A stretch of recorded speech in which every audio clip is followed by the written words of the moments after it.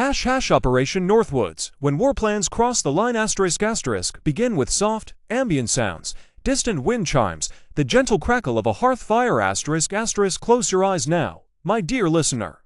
Let the weight of the day, like fallen autumn leaves, drift away. We journey tonight not to distant stars, but through a corridor of our own human history. A corridor lined not with marble, but with parchment and ink, locked deep beneath the Earth's surface. Tonight, we gently turn the faded pages of a tale where fear whispered in the halls of power, and minds considered the unthinkable. A tale known only after decades as Operation Northwoods, ***I. The shadowed context, Cold War tensions peak ***, voice softens slightly, pace slows. Pauses lengthen slightly between phrases, picture, if you will, the world as it was a world holding its breath. The year is 1962, my friend. The globe feels fractured, split like ancient tectonic plates grinding deep beneath the ocean. Imagine two immense giants, standing back to back, casting shadows that stretch across continents. To the east the Soviet Union, vast and cloaked in secrecy, to the west the United States, vibrant, yet vigilant as a hawk on the updraft, this Cold War. It wasn't fought with roaring cannons, no. It was fought in whispers and spy satellites in trembling puppet states, and in silos pointing missiles towards unknown futures, and just here pause, a single clear chime rings softly, just 90 miles from the sun-drenched shores of Florida and Island. Cuba. Do you see its shape, green and vital suddenly, profoundly changed? A revolution had swept through like a Caribbean hurricane, carrying with it a new flag and an alliance that sent shockwaves through Washington. Fidel Castro, a bearded young man speaking fiery words embracing communism, welcoming Soviet advisors and weapons into his home. Too many in America. It felt like venomous creeping vines suddenly sprouting across your own garden wall. The fear wasn't merely of ideology, it was geographic. A hostile presence on the very doorstep deep beneath the imposing stone edifice of the Pentagon, lower register. A hint of solemnity in rooms where maps covered walls like tapestries of power. Men gathered. Not soldiers polishing boots, but strategists. Sharp minds, clear eyes, dedicated men of the Joint Chiefs of Staff, their task protecting the nation. But the island Cuba burned like an ember threatening to ignite a continent. Conventional overtures, diplomacy, sanctions seemed like paddling against a strong current with frail reeds, the pressure mounted dense, suffocating. Imagine whispers beginning to circulate like ghosts in those sterile corridors. Suggestions murmured not for conflict with Moscow, but proposals needing a spark of justification, reason, undeniable. Early memos, hesitant, cryptic, began mentioning unconventional solutions. The phrase hung heavy like cold mist rising from winter ground. What paths might lead from such a shadowed precipice? **2. The unthinkable blueprint. False flags revealed **. Pace remained slow, deliberate. Tone, less fearful, more deeply sorrowful and contemplative as details emerge, long pauses. And then, my child, the shadow took form, penned onto crisp, official stationery stamped with classifications, meant to bury it forever. Emerged a plan. Operation Northwoods. Let us open these documents now, not with rushed hands, but gently as if handling fragile, brittle leaves from a poisonous tree. Page by page the mind recoils, yet we must look. It proposed a theater of the macabre. A stage play of horrors, meticulously directed. But with real blood demanded, they spoke of orchestrating terrorist attacks, not on foreign shores, oh no. Slight intake of breath on American soil, think of it. The soil beneath your very feet becoming the setting for deception. Imagine a bombing perhaps on the vibrant, neon-lit streets of Miami, at shockwave rippling panic, a chorus of fire, glass, and sirens, and then the whispers immediately pointing fingers eastward. Towards Cuba. They spoke of sinking ships, not enemy vessels, mind you.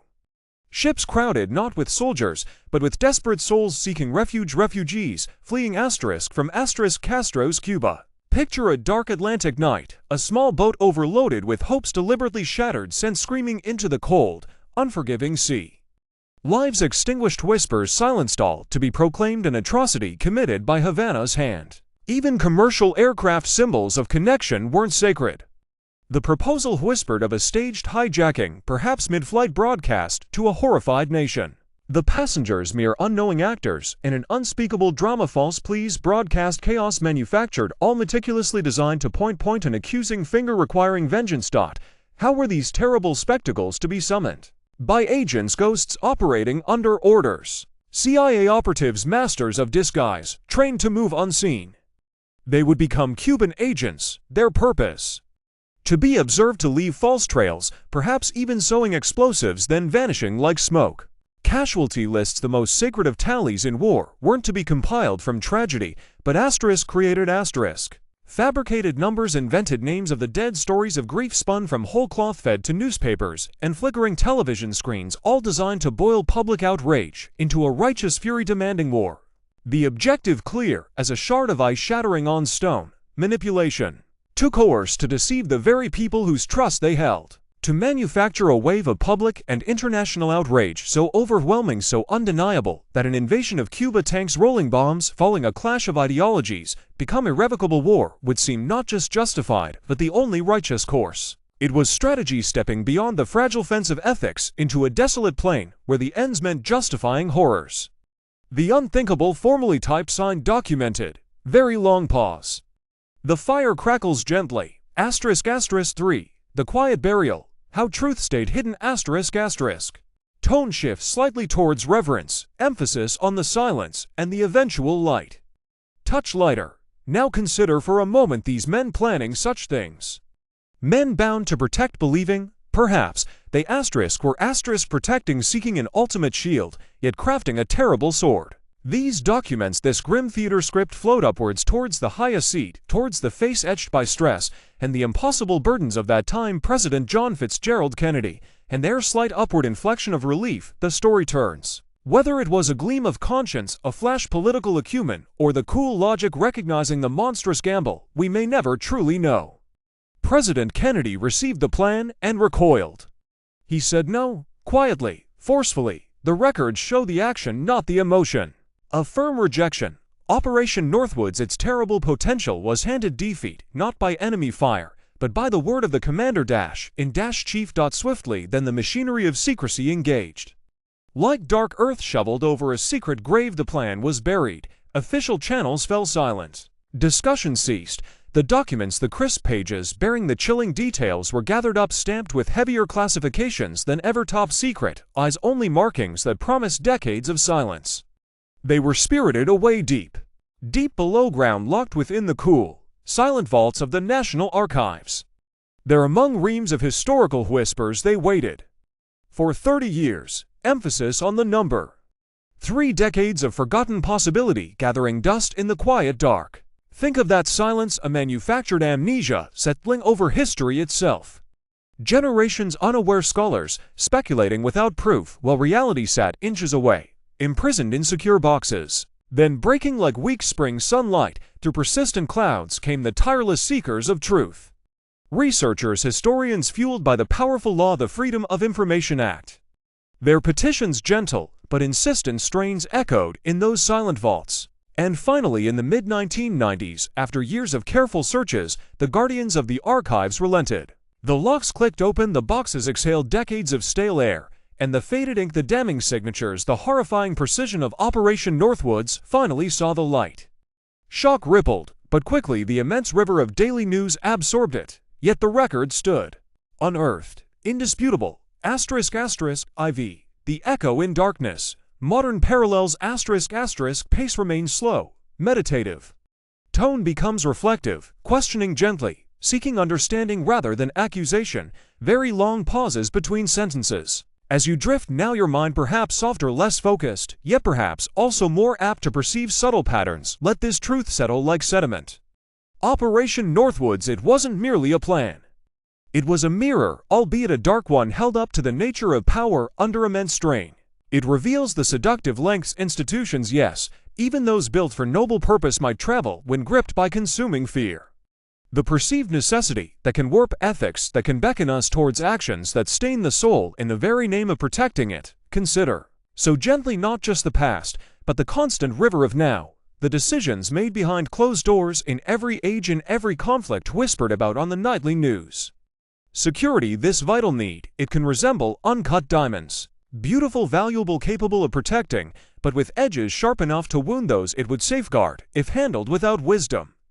How do we frail, yearning for safety humans determine the boundary? Where does the necessity to shield cross the fragile line, becoming an excuse to deceive, to sacrifice, to control not only the enemy, but ourselves? Reflect on the modern landscape as a scientist muses on recurring patterns in nature. The themes exposed by that long buried plan vibrate softly, disturbingly. Stories emerge of manipulated intelligence, guiding armies of unseen wars, fought with drones directed afar, of surveillance webs cast seemingly without limit, all proclaimed essential for the shield. Operation Northwoods, a stark blueprint from over 60 winters past, invites us to ask, without rancor, but with quiet, persistent vigilance, have we truly learned? Are the mechanisms safeguarding such deliberations, the watchful eyes, the ethical compasses stronger? Or voice lowers to an intimate, almost conspiratorial whisper, does the impulse, however well-intended, to manufacture the necessary outrage, to bend truth towards a perceived greater defense linger? How many other Northwood schemes, conceived, perhaps even partially executed, remain locked away?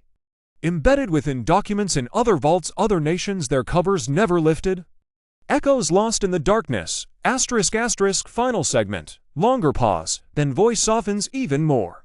Blending back into the intro sounds, wind chimes return slightly more prominently.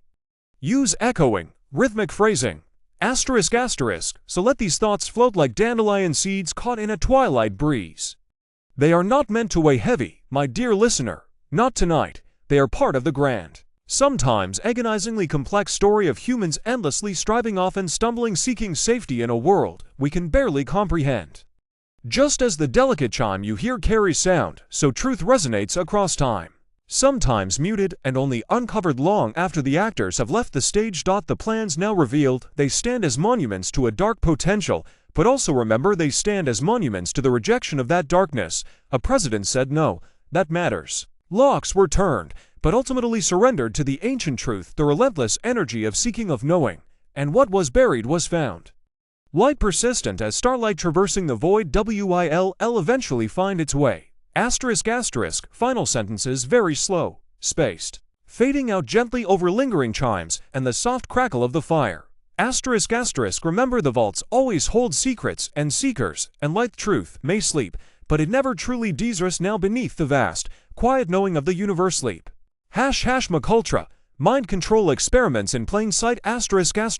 Begin with a slow, gentle exhale, the sound soft as dust settling in an old library. Voice like weathered parchment, warm and low, with deep resonance. Pace unhurried, sentences flowing like a quiet stream. Settle in now, dear listener. The day's clamor has faded, hasn't it, like busy footsteps retreating down an empty street. Tonight, I won't speak of stars or the deep, patient cosmos. Instead, I invite you to witness a different kind of journey, a journey not towards the light, but one where the light itself stubbornly fought to pierce through a carefully constructed darkness. It's the journey of a truth, a whistleblower's silent path through the murky undergrowth of power. Breathe deeply, let your mind settle like falling leaves. And we shall venture into the story of secrets buried within the human mind. Surface cracks, early strange occurrences. Cast your mind back, child, to a place where the scent of stale coffee and old paper hung thick in hearing rooms. Picture it, the mid-1970s. Outside, perhaps, sunshine washed over Washington, D.C., but within certain hushed chambers. Cracks began to appear, tiny fissures, you see, in the smooth facade of reality. Congressional men, faces etched with concern beneath harsh fluorescent lights, began to ask uncomfortable questions. Voices, hesitant at first, then gaining a trembling urgency, floated into the sterile air. These weren't the voices of politicians or generals. They were voices emerging from the shadows, shaky, haunted. Can you imagine? Listening to someone describe awakening in a strange room, the metallic tang of fear on their tongue, disoriented, limbs heavy as lead, memories fractured like a dropped mirror. They spoke of places that should have been sanctuaries, hospitals with starched sheets, prisons echoing with the clang of bars, yet even there, Unseen hands worked in the gloom, a glass of water, perhaps, offered kindly. Laced with something strange, a needle flickering briefly in subdued light. Chemical veils drawn suddenly, LSD dissolving perception into kaleidoscopic chaos. Barbiturates dragging the world down into suffocating quicksand. Asterisk involuntarily asterisk. No explanation whispered, no consent sought. No door left unlocked for escape. Just experiments draped in the guise of research or treatment. And in those chambers, brave men and women soldiers of the pen. Journalists leaned forward, pencils scratching furiously on battered notepads. They chased whispers down long, echoing corridors of power. Leads that shimmered like mirages, a doctor. Funded by an obscure foundation, suddenly vanishing into thin air. Government documents deemed absent or destroyed. Trails of money, crisp dollar bills, flowing like rivulets through phony organizations, vanishing into academic labyrinths across Ivy League campuses. It felt, slippery asterisk. Like trying to grasp smoke, but the scent, the undeniable scent of something deeply, profoundly wrong, was beginning to drift through those cracks in the facade. A faint, unsettling odor underneath the polished mahogany and bureaucracy. Can you smell it, that metallic scent? The scent of hidden machinery churning. Working upon the delicate fabric of the human mind. Hold that image, the flickering projector lights. The scratch of pencils, the uneasy sighs filling the room. Letting it settle, too, the paper trail emerges, now. Let your thoughts drift like dust motes, spiraling in a sunbeam to a place even quieter than those hearing rooms. Imagine, 7 years later, in 1977. A vast, echoing records center a cavernous place where time itself seems packed in cardboard boxes, stacked floor to ceiling. Air thick with the aroma of old glue and decaying paper, a tangible hush, broken only by the soft shuffling of archivists' shoes on dusty linoleum. One of them, perhaps a meticulous soul, maybe just weary after a long shift, reaches for a box, mislabeled, misfiled, by accident. By some subconscious instinct nudging tired fingers?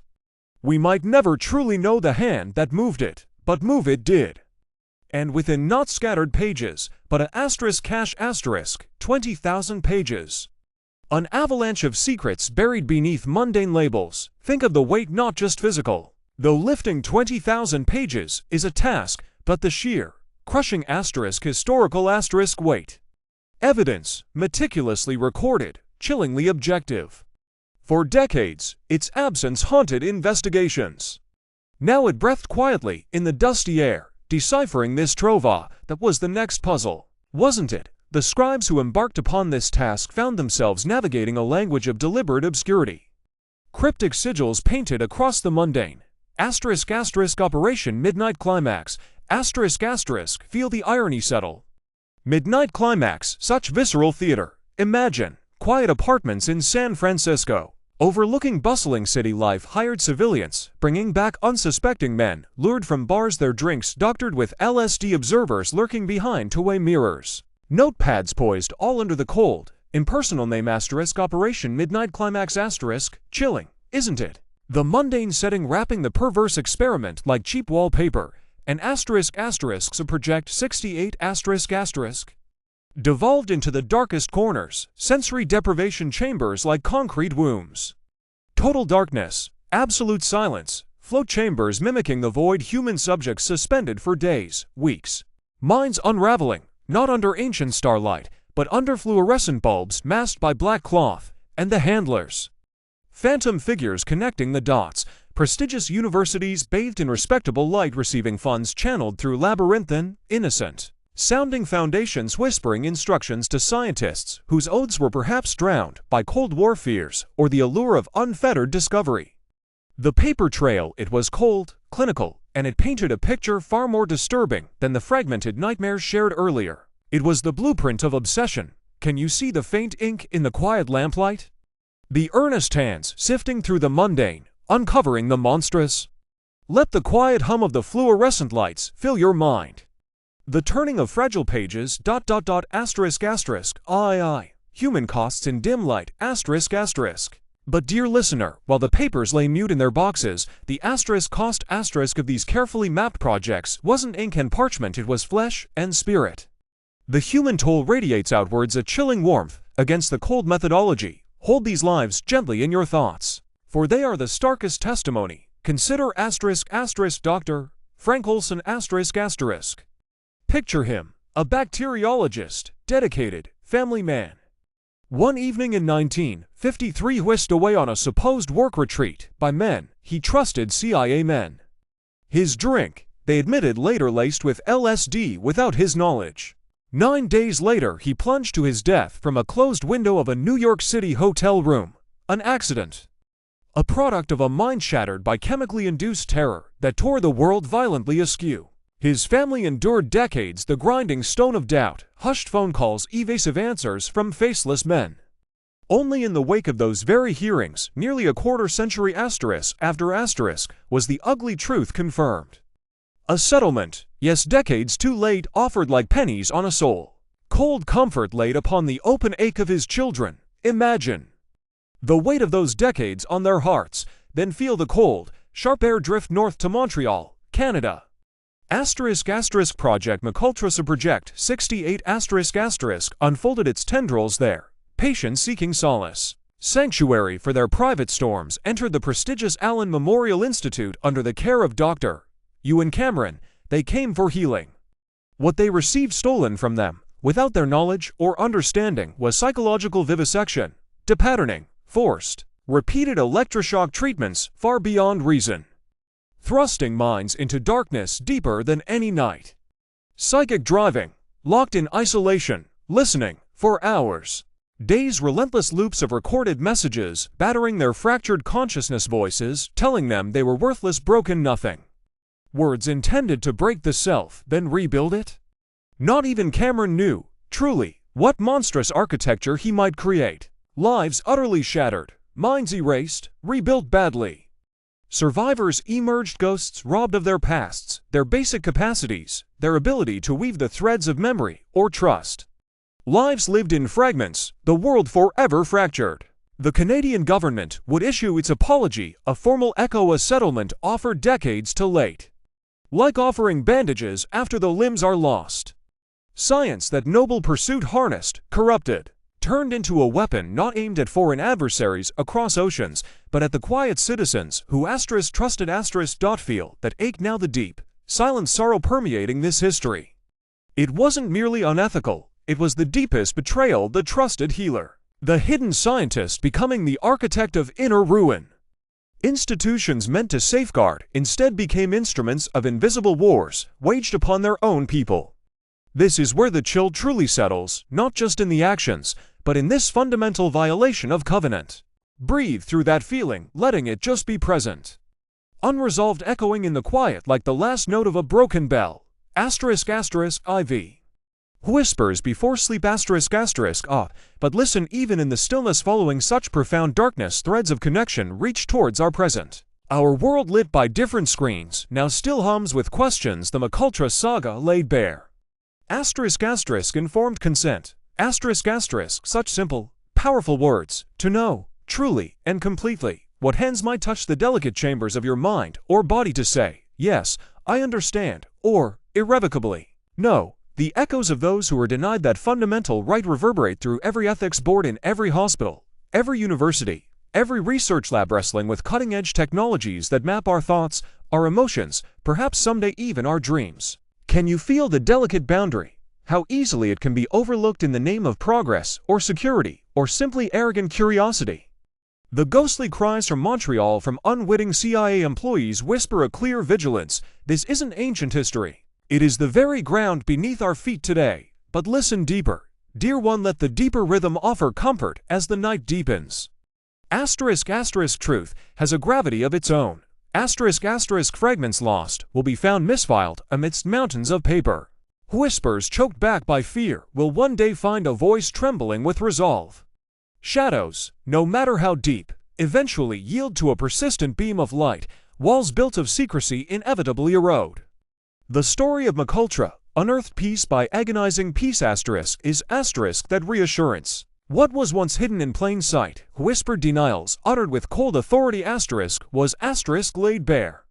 It took time, enormous amounts of time, longer than a single life might comfortably bear. But the lighted did come. Can you feel the deep, slow, unfurling certainty of that? Not sudden, like a lightning flash, but inevitable, like the tide or the turning of the earth towards dawn. Truth surfaces institutional accountability This moves like mountains, glaciers grinding slowly across stone. It demands relentless, patient pressure. Public voices refusing to be quieted. Citizens demanding answers. Legislators driven by more than political expediency. It demands vigilance, generations holding the lamp. The lessons of McUltra aren't just in the horror, but in the slow, halting crawl towards responsibility, the apologies finally spoken, however late. The settlements, however inadequate, the laws tightened, however imperfectly. The histories were rightened to include the darkness alongside the light.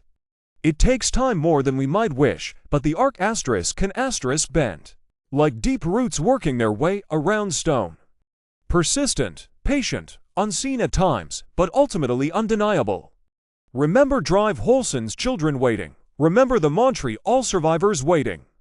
Their patience, born of desperation, a testament to the human spirit, demanding recognition. Now as your breathing slows, matching the gentle rhythm of the night, let the shadows soften. Feel the weariness settle warmly around you. The machinery of secrecy, the hubris of unseen power, the violation of minds, they form a dark tapestry. Yet woven through that darkness are threads of quiet courage, the whisperers testifying, the journalists digging, the archivists' meticulous hands, families holding faith, survivors speaking through pain, and the slow, grinding insistence of time bringing secrets. Like seeds nurtured in darkness, ultimately to the light. Remember that balance. The darkness exists, but the light, however long its journey, holds a fundamental, persistent strength. So let the images fade to gentle grays. The harsh hearing room lights dissolve into the soft dimness of your own sanctuary. The rustle of paper trails becomes the whisper of your bedsheets. The painful echoes settle into the quiet hum of the turning world. Trust, dear listener, in the quiet endurance of truth, as constant as the stars beyond your closed eyelids. Trust in the slow, necessary work of accountability, moving deep beneath the surface, like ancient waters carving their path. And above all, trust in the profound, resilient sanctity of the mind, your own quiet, complex, beautifully untamable universe resting safely now. Drifting towards peaceful shores. Your journey through the dark corridors ends, replaced by the simple, profound peace of sleep. Good night, dear seeker, sleep now, sleep. Fade out with a soft, low hum, like a final comforting breath lingering in the still air. Silence, big tobacco's secret war on truth, corporate veils torn away, begin with soft, rhythmic breathing sounds, like gentle waves on a distant shore. The voice is weathered, warm, and unhurried, like embers glowing in a hearth. Settle in now. Child, settle deep into the cushions, let the weight of the day melt away. Like sugar dissolving in warm tea, tonight, we drift not amongst stars, but through corridors. Hushed corridors lined with mahogany and polished brass. Corridors where whispers carried more weight than shouts, where truths were carefully folded away. Like precious, dangerous letters locked in heavy drawers, we drift towards a story of smoke. Not the comforting curl from a cottage chimney, but a vast, manufactured smokescreen. A deliberate fog meant to obscure a terrible, burning truth. The story of how giants built walls of deception, and how fragile paper. Fragile courage tore them down. The smokescreen era, glamour, and the gathering storm picture it. The 1950s, a world humming with newfound energy. Chrome gleaming under neon signs, and everywhere. The elegant curl of cigarette smoke, gentle tapping sound, like a typewriter key striking softly it danced in silver screen cinemas, clung to the lapels of sharp-suited businessmen, graced the gloved hands of glamorous starlets in magazine spreads. Doctors, yes, even doctors, smiled approvingly in advertisements, suggesting certain brands were soothing, even beneficial. Asterisk soft, nostalgic jazz music swells faintly, then fades. Asterisk cigarettes weren't just tobacco. They were sophistication, rebellion, companionship. Packaged in sleek paper and promise, but beneath this glittering surface.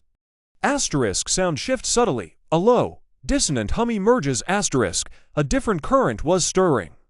Like the first tremors deep underground, physicians in quiet clinics, pathologists peering through microscopes at stained lung tissue, epidemiologists tracing lines on graphs. They began to see a pattern, a shadow falling across the X-rays, a correlation tightening like a noose. Cancer, terrible, wasting lung cancer, and its shadow seemed to fall most often on smokers. Imagine the quiet dread in those medical conferences. The hesitant papers published, the cautious headlines, study suggests link between smoking, ill health, asterisk a single, clear chime rings softly. Asterisk this truth, this gathering storm. It was deeply inconvenient, profoundly threatening, to empires built on tobacco. And so, the giant stirred.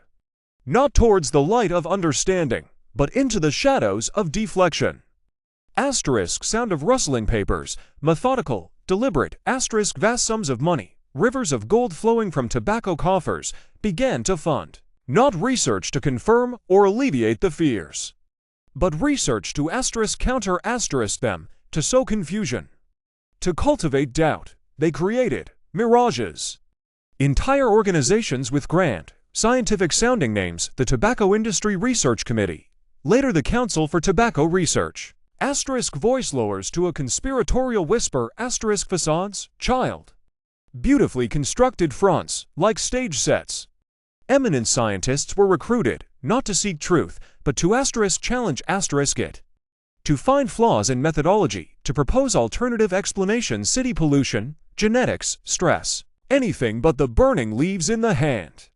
They funded studies on obscure topics, published favorable snippets, buried damning data deep within vaults. Their strategy, whispered in boardrooms thick with smoke. Asterisk a pause, the dissonant hum returns slightly louder. Asterisk doubt. Doubt is our product. Not truth, not health. Doubt, a smokescreen thick enough to hide the fire raging within. Asterisk 2. The leak that pierced the veil. Merrill Williams and the weight of paper. Asterisk years flowed by. The 60s, 70s, 80s. The storm grew louder. Warnings appeared on packs. Lawsuits flickered like distant lightning. Yet the core fortress of denial held, buttressed by that manufactured doubt. The public danced in the fog, then, in the humid stillness of Louisville, Kentucky. Asterisk sound of a slow, creaking floorboard. Asterisk, a quiet man sat in a nondescript office. Merrill Williams, a paralegal, his task: to organize mountains of documents for the tobacco giant Brown and Williamson. Documents they were reluctantly surrendering for a lawsuit. Day after day, he sorted, he filed, he read. Asterisk the rustling of papers becomes louder, more persistent, almost frantic. Asterisk. At first, it was routine, legal jargon, memos, reports. But slowly, like ink bleeding through thin paper, the real words began to emerge. Words not meant for public eyes. Words not crafted for doubt, but acknowledging devastating asterisk certainty. Asterisk voice drops. Filled with quiet awe and horror. Asterisk he read internal memos where company scientists explicitly discussed the addictive power of nicotine, calling it the key to their business, comparing it to heroin. He found reports detailing the carcinogens they knew were in the smoke. The deliberate manipulations of nicotine levels to ensure addiction, the cynical calculations about marketing to the young. The doubt is our product phrase, it wasn't a rumor. It was a documented strategy, penned by their own executives. Imagine him, child, sitting there, night after night. The fluorescent lights humming. Asterisk the hum intensifies slightly. Asterisk the weight of knowledge pressing down. The fear, these weren't just papers, they were confessions. Proof of a decades-long, conscious deception that had cost millions of lives. What to do? The power of the corporation loomed large. But conscience is a quiet flame, hard to extinguish. Asterisk sound of a single, determined pen stroke on paper. Asterisk slowly, painstakingly, over months, Merrill Williams began to copy page by precious page, smuggling them out, hidden in his clothes, in his briefcase. A modern-day scribe. Copying forbidden truths, he amassed thousands of pages, the infamous cigarette papers, asterisk rustling crescendos, then stops abruptly, asterisk the leak, when it finally came. Asterisk a sharp intake of breath, then a slow exhale, asterisk. Was like a lightning bolt tearing through the manufactured fog. Journalists at asterisk the New York Times asterisk received the documents. Suddenly, the world could read, in the industry's own words, the truth they had so meticulously hidden. The smokescreen evaporated, the carefully constructed veils of corporate secrecy were torn away, asterisk 3, legal reckoning. Sunlight floods the courtroom, asterisk the revelation was seismic. Asterisk deep, resonant gong sounds once, asterisk those fragile papers became battering rams against the fortress walls. Lawsuits, which had once struggled against the industry's might and manufactured doubt, now had irrefutable ammunition. State attorneys general, grieving families, public health advocates. They rallied. Picture the courtrooms now. Asterisk gentle, rhythmic tapping resumes, slower now, like a gavel, asterisk. No longer theaters of obfuscation, but flooded with the harsh, revealing light of those internal documents. Lawyers pored over them, quoting damning phrases back to grim-faced executives. Doubt is our product, the admissions about nicotine. The knowledge of cancer risks, the veil was gone. The corporate mind laid bare, the pressure mounted, relentless. And in 1998, asterisk a pause, the air seems to still, asterisk, came the Master Settlement Agreement, MSA. A historic reckoning, 46 states stood united. The tobacco giants, finally cornered by the weight of their own words, capitulated. The terms. Asterisk voice becomes measured, like a judge reading a verdict, asterisk they agreed to pay not a fine, but a staggering river of restitution, asterisk to $146 billion, asterisk over decades, flowing to states to help heal the wounds smoking had caused. They accepted severe advertising restrictions, no billboards, no cartoon characters like Joe Camel to lure the young, no sponsorships of sports or entertainment events, most crucially. Asterisk rustling papers sound again, softer, more orderly, asterisk. They were forced to release asterisk millions, asterisk more internal documents into the public domain. A vast archive of truth, finally exposed to the disinfecting sunlight. A permanent monument to their deception. This was more than a settlement, it was a landmark shift. Asterisk a low, sustained note, like a cello, asterisk it proved corporations could be held accountable, profoundly, for systemic deception harming public health. It showed that internal documents, those secret whispers, could become chains binding them to responsibility. The echoes of this case reverberate still. In lawsuits against opioid manufacturers, against fossil fuel companies disputing climate change.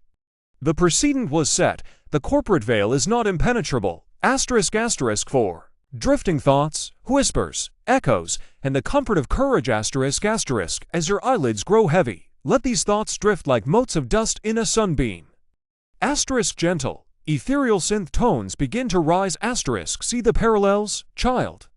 The playbook revealed in those tobacco papers, it whispers still. In the sleek devices of the vaping industry, marketed as safe alternatives while questions swirl about long-term effects, especially for young lungs. Asterisk sound of a faint, electronic hum, asterisk in the sugary drinks promoted relentlessly, while the links to obesity and diabetes solidify like hardening syrup. The cultivation of doubt, the funding of friendly science, the targeting of the vulnerable. The echoes are there, if you listen closely, yet there is profound comfort woven into this dark tapestry. Comfort in the figure of Merrill Williams, asterisk a single, clear, high chime, asterisk, an ordinary man, sitting in that quiet office, burdened by extraordinary truth. He chose conscience over compliance, risked everything to shine a light. He reminds us that truth, however fiercely guarded, is fragile. It can be copied onto paper, whispered, leaked. One person's quiet courage, asterisk, can asterisk alter the course of history, can force giants to kneel. Imagine the courtroom now, quiet, almost empty. Late afternoon sun slants through high windows, asterisk gentle. Warm sound of sunlight, asterisk a court reporter's transcript lies open. Listen to the dry, precise rhythm of the legal record. Asterisk voice softens further, becoming almost hypnotic, blending with the synth tones asterisk counselor, directing your attention to Exhibit 17B, dated June 12, 1963. The memo from Drive He and Cia Macmillan to the Research Committee asterisk slow, deliberate reading pace asterisk subject, nicotine pharmacology. It is our belief that nicotine is addictive. This fact is considered fundamental to the commercial success of the cigarette asterisk further . Analysis confirms the presence of benzopyrene and other polynuclear hydrocarbons. Agents recognized as carcinogenic in laboratory animals double quotes asterisk the implications for human health warrant serious consideration asterisk pause. The synth tones swell gently, warmly asterisk these words, dry, legal, once locked away, now they are history, proof. A lullaby of accountability. Hear the measured cadence, the turning of pages. Asterisk sound of a single page turning slowly asterisk. The faint hum of the courtroom lights. Asterisk the low hum returns, softer asterisk . The distant echo of footsteps fading down the corridor . The giants were humbled. The truth prevailed, not with a roar, but through the persistent rustle of papers. The quiet courage of a man copying documents. The slow, grinding wheels of justice finally turning . So rest now. Rest knowing that veils, however thickly woven, can be torn.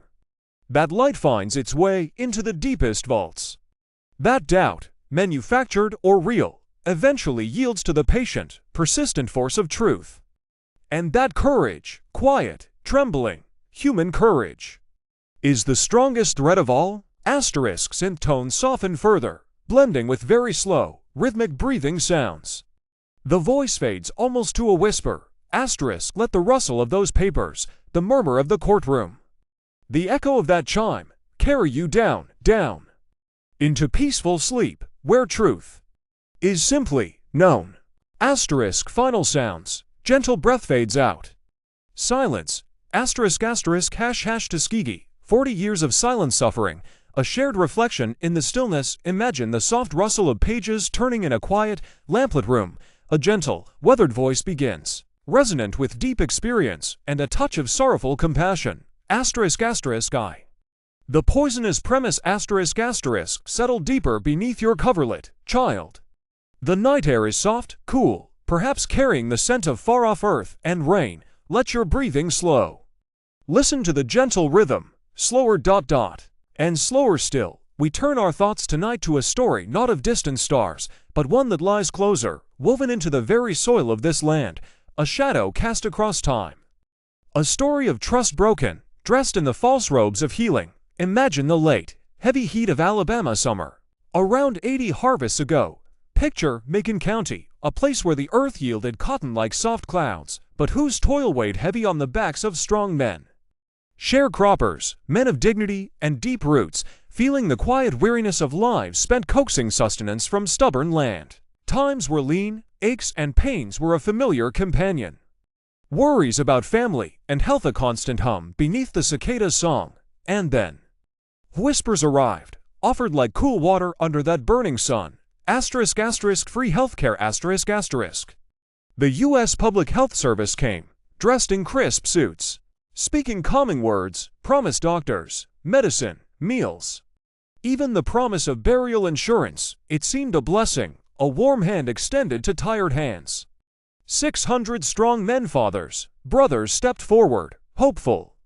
400 among them bore a hidden burden, though few knew its true name. Syphilis, here is where the seed was planted. The study, conceived in a jarring, icy logic, to observe, deliberately, without mercy, the natural course of this disease.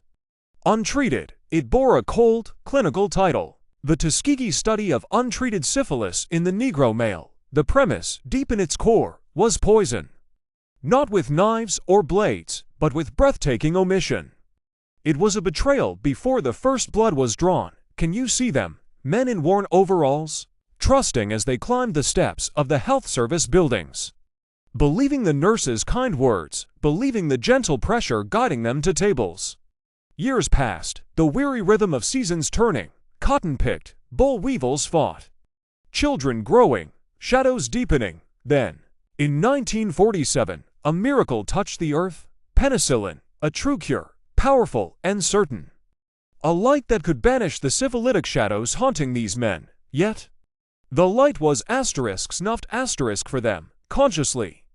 Deliberately, this asterisk is the profound cruelty, the doctors knew.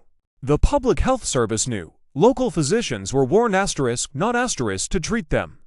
The hope, the cure arriving like a lifeboat on the open sea, was deliberately pushed away. Men were watched, documented. As the disease ravaged their hearts, their minds, their bones, as scars bloomed internally, as paralysis crept in.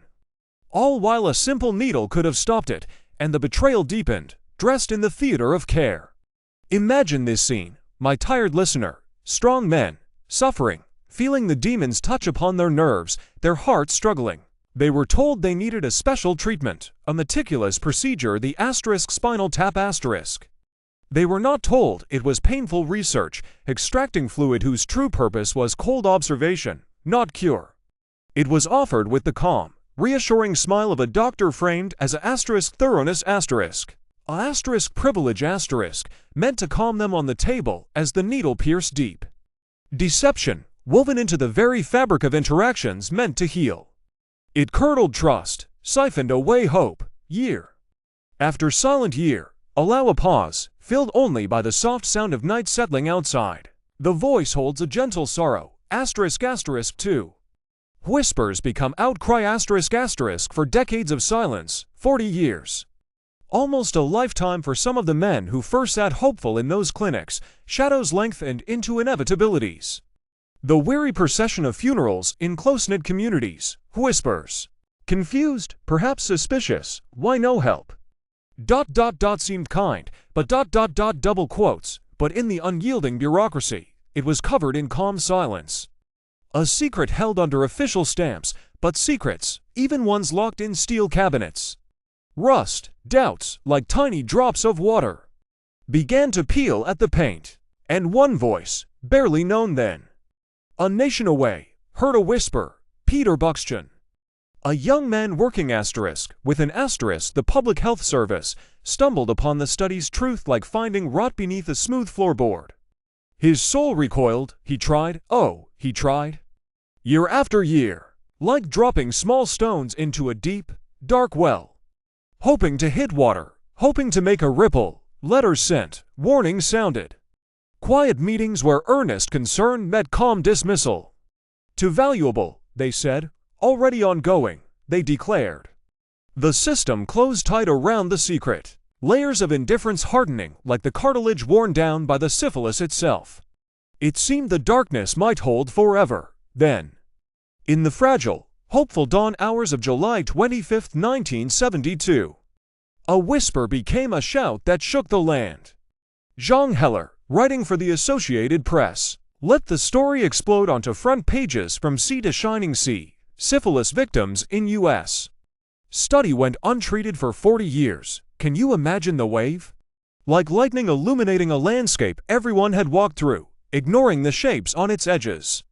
40 years. Men lying awake that night.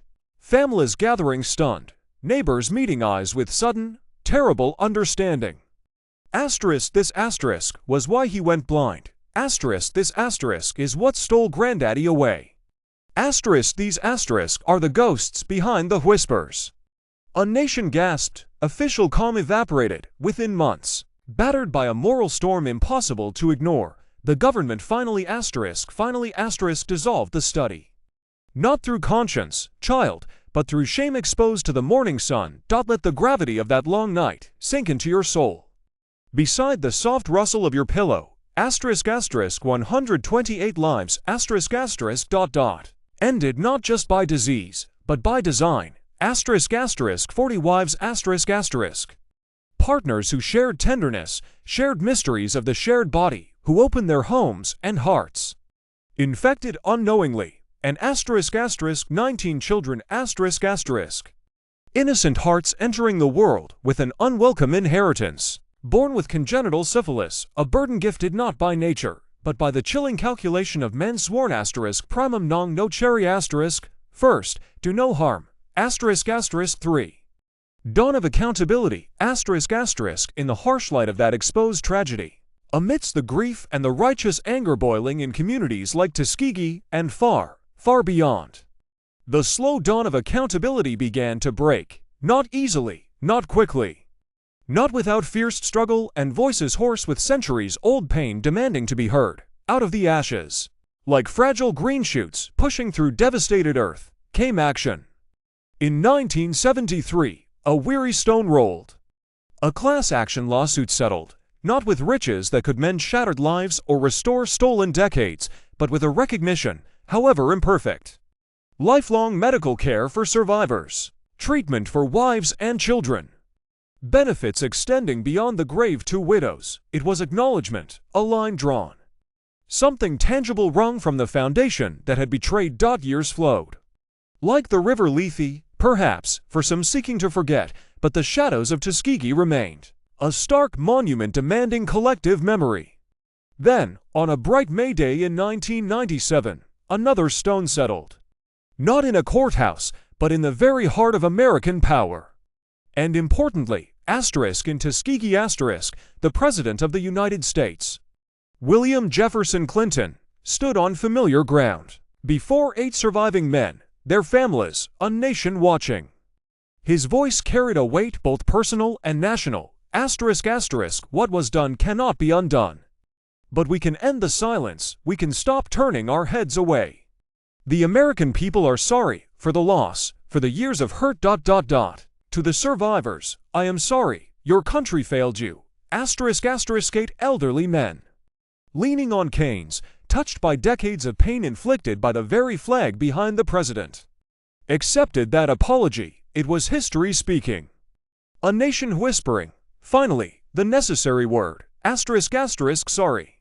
It was not absolution, but a vital, healing acknowledgement etched publicly into time. And here. Feel your own breath, slow, steady. Asterisk this asterisk tragedy, etched so deeply in pain, became a asterisk asterisk burning beacon asterisk asterisk for change. Witness how the very machinery of knowledge, gathering transformed itself to guard against such darkness ever falling again, the National Research Act. Ponder that name, sprouted from this soil. It mandated asterisk asterisk institutional review boards, IRBS asterisk asterisk guardians, now standing watch over all human research. No longer hidden councils deciding fates in secret meetings. Now, diverse groups, scientists, yes, but also clergy, lawyers, ethicists, asterisk ordinary people from the community asterisk. Asterisk asterisk informed consent asterisk asterisk became sacred writ. Not vague promises whispered, not procedures disguised, but detailed explanations in language understood, written down, signed with the trembling hand of free will. A shield against coercion, asterisk voluntary asterisk comprehension asterisk autonomy asterisk.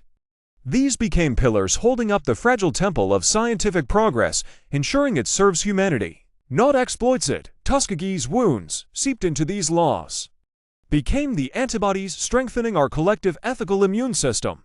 Asterisk asterisk IV. Nighttime reflections asterisk asterisk, and so, the chapter closed. Though the echoes remain, settle back into your soft bed. The world outside now quiet and dark. Perhaps the chime of a clock counting the gentle passage.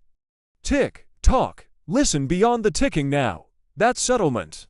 Those presidential words, the IRBS watching in university halls and hospital labs.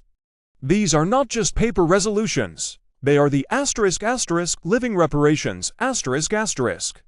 The acts of tending perpetually to a grave injustice. Medical care flowing like a quiet stream to survivors and the families shadowed. The ongoing work of making systems asterisk just asterisk, making oversight asterisk true asterisk, ensuring that the fierce, protective gaze upon human vulnerability held at Tuskegee never wavers. It is the promise whispered in data rooms and ethics committees. Asterisk, never again asterisk. Hold these names in your heart as sleep draws near. Not as statistics, but as the light that must be tended. Think of asterisk Fred Simmons asterisk. Carrying the burden unknowingly for nearly all 40 years, surviving the monstrous experiment only to live with its ravages. Think of Charles Pollard whose quiet strength became synonymous with the fight for justice, standing vigil until the apologies were spoken. Think of Herman Shaw his face etched with lines of both suffering and resilience, looking President Clinton in the eye as the nation's sorry finally echoed in May 1997. Think of Ernest Hendon George Key Carter Howard Fred Moss Names perhaps unremembered by history books, but whose lives breathed, loved, worked, and suffered under the watchful, untreating eyes. Think of the unnamed wives their intimacy breached, their health stolen by contagion they could not anticipate. Think of the 19 children innocent inheritors whose first cries touched a world already shadowed for them by the choices of others. Born with a poison in their blood, placed there not by gods nor nature, but by broken trust.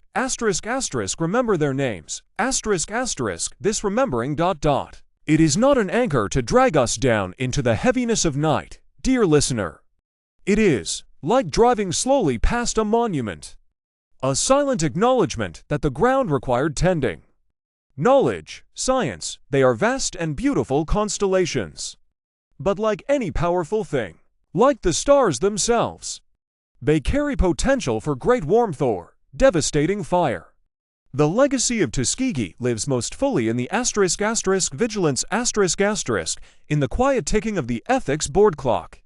In the consent form signed and truly understood. In the demand that community voices have a seat at the research table. In the deliberate, unhurried question, is this for their benefit? Truly's these safeguards in place. This continuous tending to the ethical ground. It lets us exhale, just a little, as we slip towards slumber.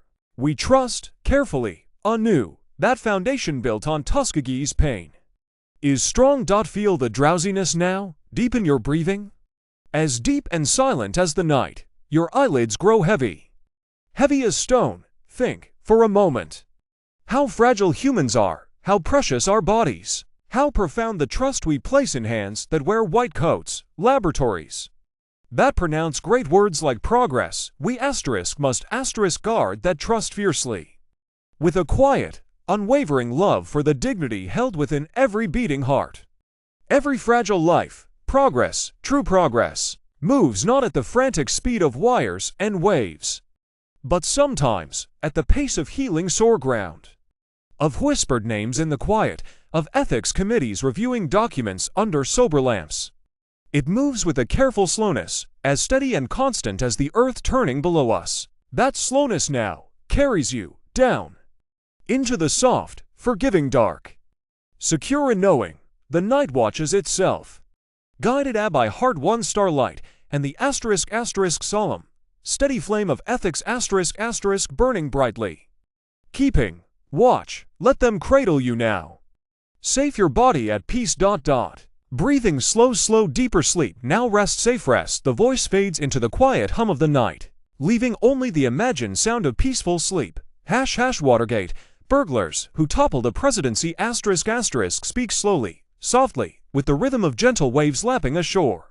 A low, warm timbre, like aged oak, pauses are long, breaths are deep. Picture, if you will, a night, my friends. A warm summer night in Washington, D.C. The air hangs heavy and thick, fragrant with magnolia blossoms, struggling against city fumes. June 17, 1972. Midnight has come and gone. Along the deserted avenues, streetlights cast long, lonely shadows.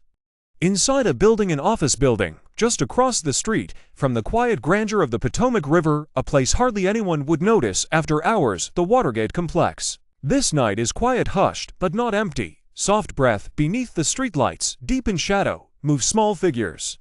Shadows within shadows, 5 men, their business here is not business. Their steps are quiet, measured, practiced. They enter the dark lobby, move towards stairs, knowing their way, to the 6th floor, to a simple doorway. The Democratic National Committee headquarters. Imagine the low hum of the building's own night breath. The faint scent of old paper and cleaning fluids, the asterisk click asterisk so softable lockpick turned. One of them sports surgical gloves, they carry minuscule tools. And tiny electronic earbuds meant to listen to private whispers. They unscrew the lock plate on this unassuming door. Step into the quiet darkness, beyond believing themselves unseen masters of their craft. But all the world turns on small hinges, guarded tone a security guard. Observant, patient, just doing his rounds down below. The name Frank Wills, he notices something strange. Nothing grand, simply tape, small pieces of black tape, covering the latches on basement doors. Removed them earlier, yes, but here they are again, securely in place on these asterisk doors. Someone is inside tonight, who should not be. A simple phone call, a quiet radio dispatch. Slight increase in soft tension. Suddenly, blue and red lights paint the quiet street. Startling against the stillness, men emerge from the building, silent fingers pointing upwards. The men who entered so quietly, they are found now. Searching desks, planting those tiny listening devices. Caught simple burglars, with $2,000 in cash on them. And strange little gadgets, they leave behind clues. A name, a little ledger. Numbers, a curious stillness hangs in the muggy air as dawn, pink and soft, touches the river. The building sighs, holding its secrets a little longer. The next day a ripple in the polite pools of Washington. Men in dark suits gather around a polished podium. They speak for the White House, for the president himself. Asterisk third-rate burglary, asterisk they say, dismissive, calm. Asterisk of no significance, asterisk a curiosity easily explained. The great ship of state sails on. Its figurehead untouched by such trivial currents, but stories. Truths find their way, like seeds dropped on fertile ground. 2 young men reporters at the asterisk Washington Post asterisk, names. Imprints on history Robert Woodward and Carl Bernstein, watchmen in the night, with notebooks, not flashlights, with telephones, screwdrivers to pry open secrets. They dig not physically, but through layers of names, records, connections. What links are that name left behind?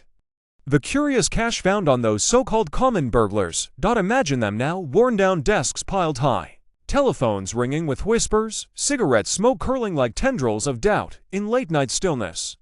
Faces lined with the strain of chasing ghosts, they trace money.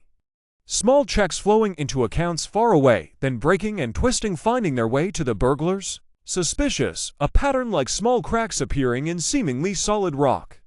They whisper it into their phones, asterisk follow the money, asterisk a deep, quiet pulse, asterisk follow the money, asterisk. It leads upwards beyond the thieves, beyond the lockpicked men, towards power, towards gleaming White House offices. Castles built, some might say, on sand. The cracks widen, a deep breath, a measured shift, months drift by. Like clouds obscuring the moon, unease persists. Whispers grow louder. Voices emerge, brave, though trembling voices, in the Senate hearing room. Sitting high above intently listening faces, microphone flags angled like hungry ears, one name surfaces again, John Dean. Counsel to the president, he speaks haltingly, then flowing of conspiracies, of payments, of plans hatched not in basements, but in the highest offices. He speaks of recordings, pause lengthens, hushed emphasis, leaning closer are the tapes. The revelation falls like a stone in a still pond. Asterisk the Oval Office itself recorded. Asterisk day after day, conversation after conversation. The president's own words preserved, like insects trapped forever in amber. Crystallized moments of immense power, an unseen system humming silently. Was there talk of covering tracks, of stopping investigations? Of using the vast machinery of government to hide a bungled burglary started by shadows? Imagine the sudden asterisk need asterisk for those tapes. The battle fought in wood-paneled chambers, soaring courtrooms. Stone-faced judges weighing truth against executive privilege. The struggle, a nation holding its breath, Finally, the highest court, the justices of the Supreme Court, they speak. One voice firm, ringing with constitutional gravity. Asterisk, the needs of the fair administration of justice require that the tapes be released. Asterisk, power ordered to yield its secrets. The dam cracks, but when the splashing waters start to trickle, there is silence. 18.5 minutes of it, erased, vanished from history, from proof. The hum of oblivion where truth should have been. The very sound of an erasure head whining becomes its own accusation. What words, whispered in power, vanished into that electronic abyss? Lost like breath exhaled on a windy day, a slow sigh, deeper timbre, this unraveling, my friends, it was slow. Like a clock spring winding down tick-tock, each turn revealing another loosened thread. October, cooler winds blow now, promising fall. A man of fierce integrity, Archibald Cox, the special prosecutor, ordered by the president's inner circle to drop his quest, to leave the deep waters untroubled, he refuses. His duty, he felt, was to the law, shining like a distant, unwavering star. The president cornered, strikes back. Days later, a Saturday like any other. October 20th, 1973. The sun sets, the city quiets, then the thunderclap. Asterisk, the Saturday Night Massacre. Asterisk, whisper the term, in swift, brutal strokes, the president ordered his own attorney general fired. He refused, resigned rather than obey unjust commands. The deputy attorney general, next in line, ordered to wield the axe against Cox. He to refuse, departed, until the third compliant finally dismissed Archibald Cox. Men sworn to uphold justice dismissed. Asterisk, for asterisk, upholding justice. The tapes almost released, suddenly secured by executive command. Protest, shock, through radios, televisions, wave after wave of public disbelief. Telegrams poured into the Capitol building, thousands, tens of thousands, a rising roar of American indignation, a solemn lowering of voice, gravity deepening, but wheels, you see, began their dreadful turn. Wheels set in motion long ago by men wiser than those seeking only power, wheels of oversight, checks, balances. Like old oak clocks, perhaps dusty, but built strong. Now the House of Representatives, the Judiciary Committee. Men and women sitting around long tables, evidence stacked before them, tapes transcribed, gaps and all. Hours upon solemn hours, voices raised in legal discourse, weighing articles of impeachment. Treason, bribery, high crimes, misdemeanors. Pause, the debates intense, serious, heated. At times, bit by bit, piece by piece, the grand facade crumbled under the persistent light of revealed truth.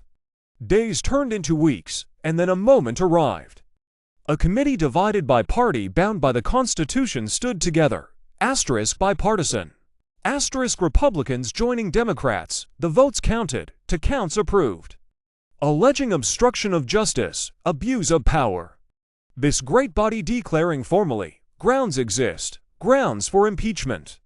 For the Senate to decide. Pause lengthens, letting weight settle, the president watched. From the White House, the walls perhaps seeming tighter each day. His loyal aides, once certain, began speaking truth to him. The inscriptions on the wall clear now to all. It is August now. Still summer, yet feeling like an ending suspended. August 8, 1974. Night again. Moonlight. Perhaps filters softly outside the Oval Office windows. Inside the center of soundstage lights, hot, bright. A man diminished sits alone at the great desk before the nation. The teleprompter scrolls his final words as president. The resignation letter already composed, signed. Listen, his gruff, familiar voice, tinged now perhaps with weariness. With the final acceptance of inevitability. Asterisk, good evening, asterisk, listen closely to the tone. Not defiant now, resigned, to resign, to leave before removal. To preserve perhaps a shard of dignity, or prevent further tearing of the nation's heart. Asterisk, I have never been a quitter. To leave office before my term is completed is abhorrent to every instinct in my body. But as president, I must put the interests of America first. Asterisk, therefore, I shall resign the presidency, effective at noon tomorrow. Asterisk, to have served has been a privilege. Asterisk, abhorrent? Yes, he felt it, yet he left, he walked away. Under the cold, impartial stars, rules had held firm. The system creaking, groaning, battered, but holding. The tides themselves slowly, inevitably began to cleanse the shore. Deeper calm softens the voice, slow cadence like a steady pulse, and so, across the decades like moonlight on shifting sands, echoes remain. Whenever the air crackles with political thunder, drink it in with steady eyes. We sometimes forget the deep foundations laid. Watergate serves now as geography, a landmark. Yes, scandal happens. Power tempts, oh how it tempts. Human frailty lingers like fog in valleys, yet there remain the guards like Frank Wills, noticing the small tape, the reporters digging woodward, and Bernstein penning edges of truth. John Dean stepping into risky light.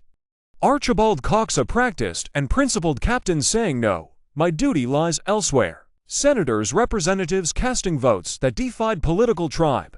Judges parsing law independent. The quiet power ultimately residing with the people, directing the watchers to watch the watchers. This is the clockwork, the counterweights, an endless dance of guarded freedoms, a whisper softer, slower, like fading moonlight. Perhaps tonight let that resignation letter drift you into sleep. Not a document of breaking, but strangely of reassurance. Feel the scratch, the almost silent slide of fountain pen gliding across the page. See the elegant White House stationery, the stark, simple words. Their power immense, yet the act quiet. Asterisk, read slowly, gently, with a finality that softens like settling dust. Asterisk, dear Mr. Secretary, I hereby resign the office of President of the United States. Sincerely, Richard Nixon. Signed. The act complete. Asterisk, asterisk, RFX, greater than gentle waves lap distantly, very soft, constant. A slow, deep breath, less than ARFX, asterisk, asterisk, so closed a chapter. Power peacefully yielded under law, beneath a cooling autumn sky, stirring unseen from the Oval Office, not by storm, but by statute. By guard, by reporter, by judge, by juror. The Republic stifled a yawn, rolled over on a soft pillow of vigilance, and breath deep and peaceful, still breathing in the open air, out of darkness and fog into moonlight's cooling sigh. Rest safely now. It held, it holds. Should you choose to guard it, remembering ... Guards noticing small pieces of tape. Sleep safely. Sleep soundly. # prism. When privacy became an illusion. Asterisk, asterisk, soft, slow, rhythmic voice begins, like distant wind chimes or the steady hum of a radiator. Slight gravelly warmth, paced for ease and comprehension. Asterisk, asterisk, asterisk, asterisk, ambience. Gentle, intermittent pulse of electronic static, like a sleeping computer. Asterisk, asterisk, ###. The digital panopticon imagine drifting, drifting, drifting. Back to a time when the world felt perpetually startled. The tremors of a clear autumn morning. Asterisk, asterisk, asterisk, pause, asterisk, asterisk, asterisk, ... had cast long, unsettling shadows. Fear clung heavy in the air, like fog over an empty city street. And in this trembling time, dear listener, in places quiet and unseen, bricks were laid for a vast, invisible structure. A structure built not of stone, but of algorithms and cables. A castle of watchfulness, they called it. Security, a noble aspiration, truly, but within its foundations lay something else. Asterisk, asterisk, ambience, soft shuffle of papers, a distant, faint ticking clock. Asterisk, asterisk, it began with good intention, perhaps. The Patriot Act, an earnest name, whispered in hushed tones within solemn halls. It promised vigilance, swiftness against unseen threats. But oh, how quietly the walls expanded. Asterisk, asterisk, voice lowers slightly. Asterisk, asterisk, ... like ivy creeping over forgotten stone. Until it became the panopticon. You recall Jeremy Bentham's idea. A prison design so every cell might be observed by a single gaze unseen. The prisoner, never knowing asterisk when asterisk the watchful eye was upon them, grew to regulate themselves. Perpetually, silently observed, transfer this notion. Asterisk, asterisk, delicate pause. Asterisk, asterisk, ... to the humming circuitry of the modern world. Asterisk, asterisk, ambience, a subtle, low frequency electronic whoosh, data moving. Asterisk, asterisk, think of your digital life, dear friend. The emails you craft, the searches you ponder, the photographs you share, the messages to loved ones, each one A tiny spark traveling unseen paths and beneath the surface of that everyday flow. In silent, windowless rooms, decisions were made. Judges seated in a secret court, whisper the Foreign Intelligence Surveillance Court. FISA. They signed orders, not warrants naming individuals, not suspicions laid bare. But sweeping, encompassing gestures. Orders compelling giants, powerful entities you trusted. Apple, Yahoo, Microsoft, Google, Facebook. To yield their vaults, to hand over streams, rivers of data. Names, connections, locations, the very pulse of the digital age. Ambience, soft chime. Like a notification sound muffled underwater, did you ask them? Did they tell you? Gentle sigh, the corporate whispers. Nuanced statements, we value user privacy, we only comply with lawful requests, but the vastness, the sheer scale, the silent, constant flow, that remained. Cloaked, ambiguous answers hung like cobwebs, obscuring the true architecture of this digital panopticon. Pause, you went about your days, sending emails, sharing moments. Unaware the walls were built, and watchful eyes, unseen, were open. Number 2, the Geneva Hotel revelation. Ambience, changed to the muffled sounds of a hotel corridor, distant elevator ding, soft footsteps fading. Now. Picture a man, young, working diligently, deep within the corridors of power.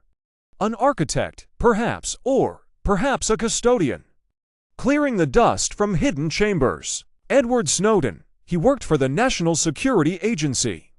The NSA, his task, to maintain the very systems that gathered those streams, filtered that vast ocean of data. He saw the blueprints, understood the panopticon's true scale, its profound reach, and it troubled him. Voice trembles slightly with empathy. Deeply, troubled him like a persistent draft, unsettling the soul. Ambience, soft, repetitive clatter of typing, hesitant, meticulous. His work became quiet observation, careful, meticulous. Like a gardener collecting rare seeds, he gathered documents, not for malice, but for truth. He saw the sheer magnitude, the collection of billions of calls, emails, everyday connections, not just suspected spies, but everyone, mothers, fathers, grandparents, students, lovers. Deep sigh, caught in the net, he knew revealing this meant facing a storm. Exile, life as he knew it, vanished, yet he felt compelled. Ambience, a soft click, like a USB drive inserted. Enter Geneva. 2013, a simple hotel room. Curtains drawn, a rendezvous, steeped in secrecy. On one side, Snowden, carrying the weight of nations. On the other, name spoken softly, respectfully. Glenn Greenwald. A journalist sharp as a quill, and Laura Poitras. A filmmaker with the eyes of a hawk, and the courage of a lioness. Trust, forged through encrypted messages, anonymous paths, and shared understanding of the immense gravity. It passed, silently. Pause, a small device, holding revelations capable of shaking the world. Ambience, crescendo of typing sounds, building slightly, then fading into the whoosh of data. Then, the slow, unfolding dawn, articles, bursting onto screens worldwide. The Guardian, the Washington Post, Der Spiegel, illuminating the truth. Prism, the name given to the program, a clear prism bending the light of private lives into the analysis chambers of agencies. Bulk collection, the chilling term. Voice emphasizes gently. Meaning not targeted, not specific, but vast, indiscriminate, oceanic. Millions, billions of emails, calls, chats, harvested daily. Storage analyzed, connections mapped, lives laid bare, without warrant, without suspicion, without knowledge. The illusion of privacy. Gently, devastatingly, dissolved. ###3. Cryptographic nightmares *** ambience shifts to a deep, resonant hum, like power lines or idling machinery ***. The revelations were a key, turning in a lock ***, revealing layer upon layer, deeper, darker chambers. The panopticon wasn't just watching gates, it was embedded everywhere. Imagine, dear listener, the very arteries of the globe. The undersea cables, thick as ancient oaks, carrying pulses of light ***. The world's digital conversation, split, diverted. ***, sound, sharp, soft tap, like a fiber optic splice ***, copied. Fed silently into vast ears, the tempora program. In cozy agreement with telecom giants, tap the veins of the earth itself. ***, ambience, a low, digital ping. Sinister, invasive ***, and the devices. Resting in your pocket, beside your bed.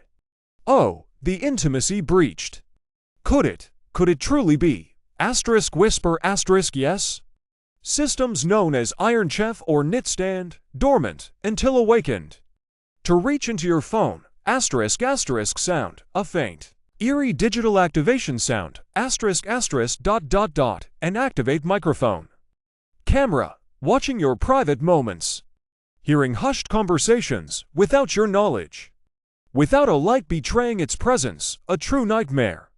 ***, pause, heavy with meaning, ***, materialized in silent code.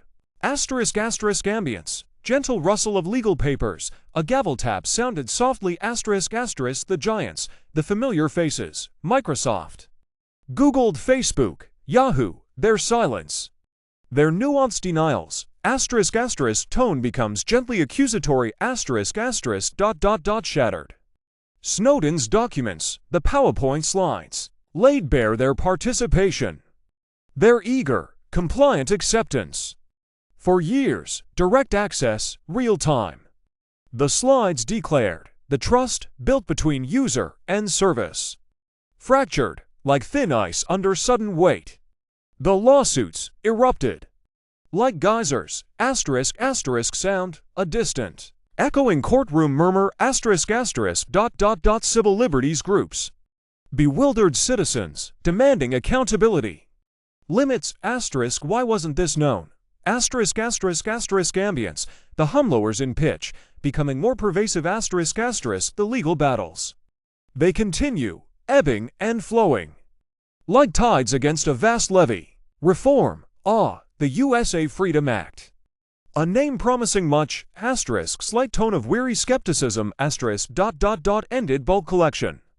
Asterisk in name asterisk, but redirected the stream. Still vast, still intrusive. Requiring telecoms to query their own vast doors upon government request. The transparency reports. Fleeting glimpses, obscured figures.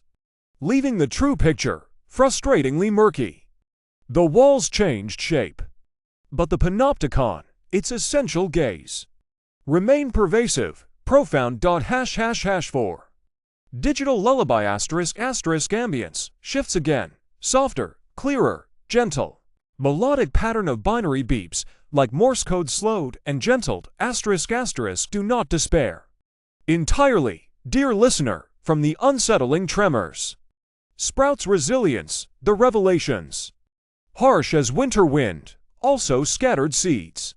Seeds of awareness, remember, awareness is the first step toward shelter. ***, voice becomes soothing, rhythmic, ***, out of the shock. Tools emerged, like small fires in the encroaching dark. Signal, ***, whispering messages wrapped in unbreakable mathematics. Leaving no trace, ***, tor, ***, pronounced gently, ***, a labyrinthine path, allowing voices to speak, unseen, traveling hidden roads. End-to-end encryption, becoming not just a niche shield, but a demand, a standard. Wrapping your intimate words, photographs, thoughts in layers of profound obscurity, safe even from the giants themselves. Asterisk pause asterisk dot dot dot, and yes, safe from the panopticon's gaze. Asterisk asterisk ambience, the gentle binary beeps continue, forming a soft, rhythmic background asterisk asterisk, and vigilance.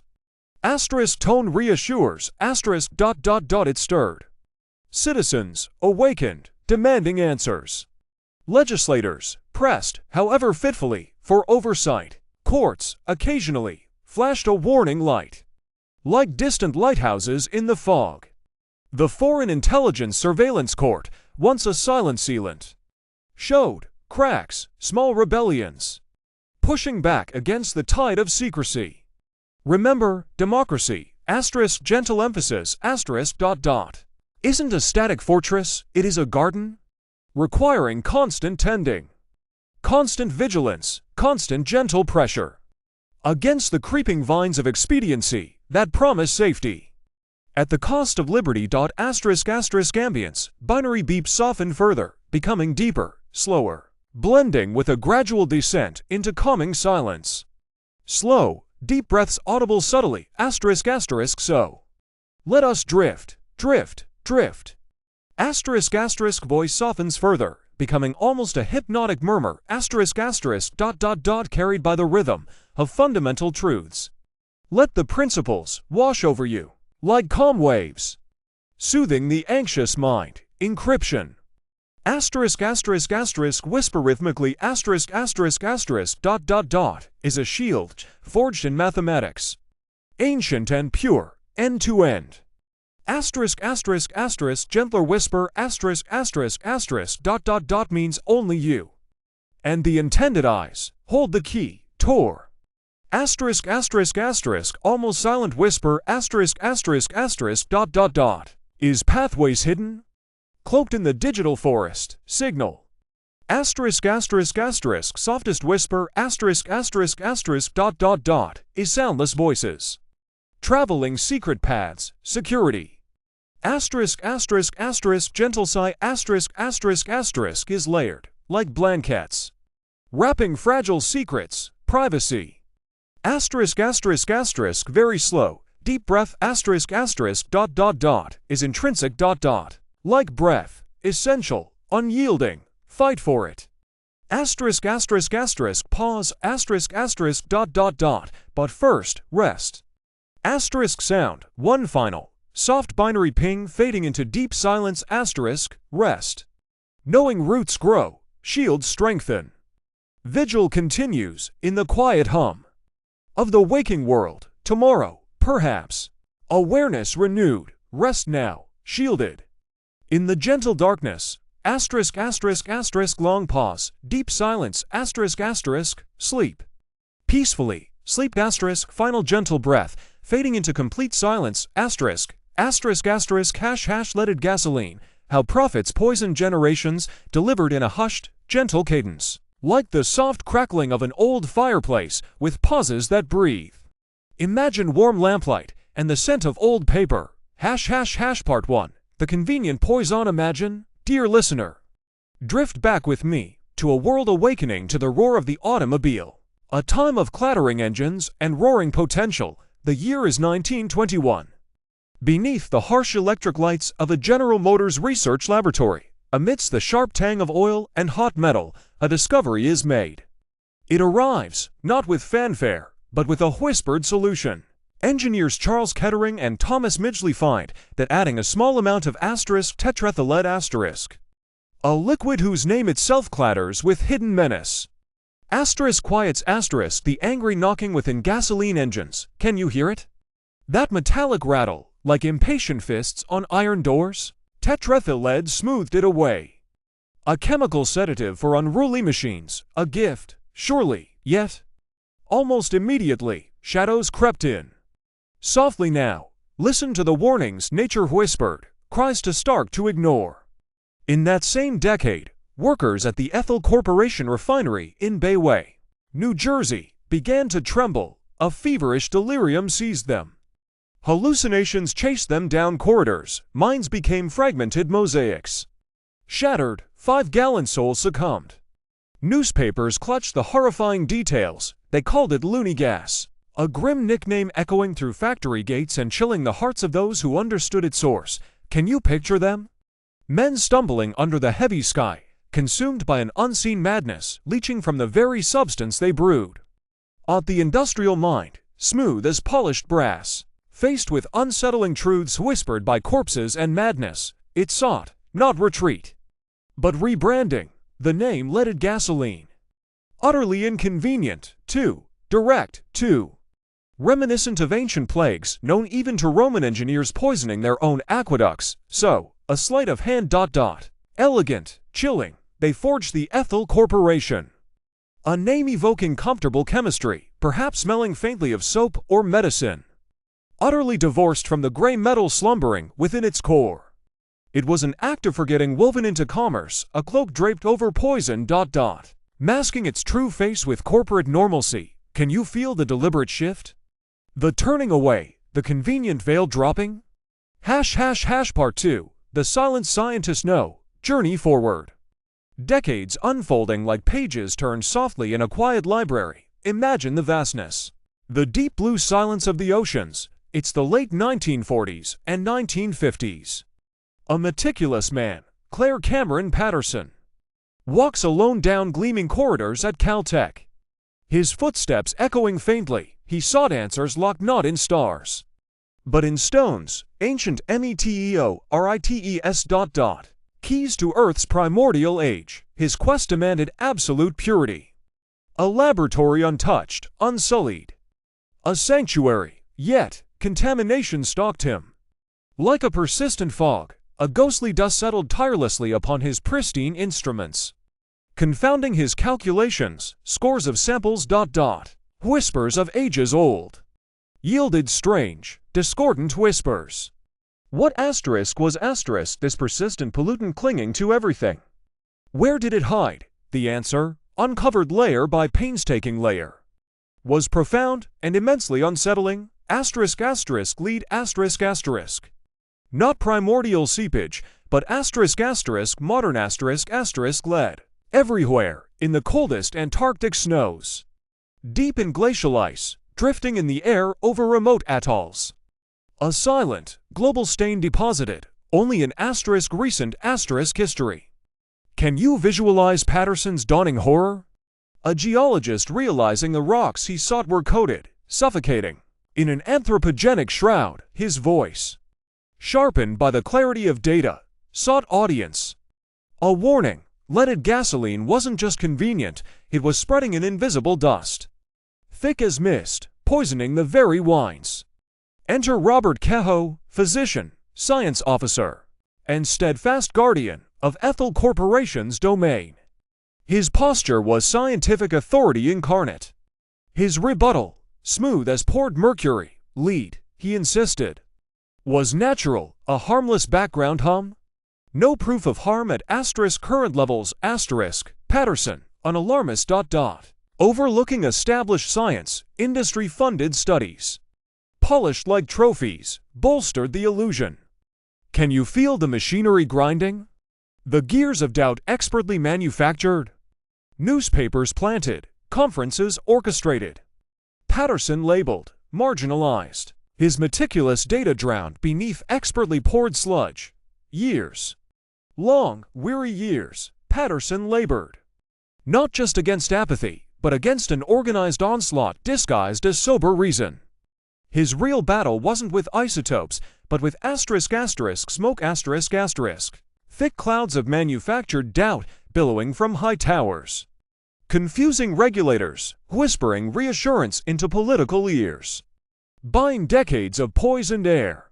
He faced, not scientific argument, but a fortress built of economic power encased in fake certainty. Can you sense his quiet, dogged persistence amidst the manufactured fog? A lone candle flickering, refusing to be blown out. Part 3. The delayed decades drifted, washed over with exhaust fumes. Imagine, finally, Washington, D.C. in the 1970s. The air itself felt thick, charged, heavy with growing public unease. Storm clouds of outrage gathered, fueled by Patterson's unwavering data, compounded by studies now emerging. Tracing lead, deep into human bodies. Into childhood bones, into developing minds.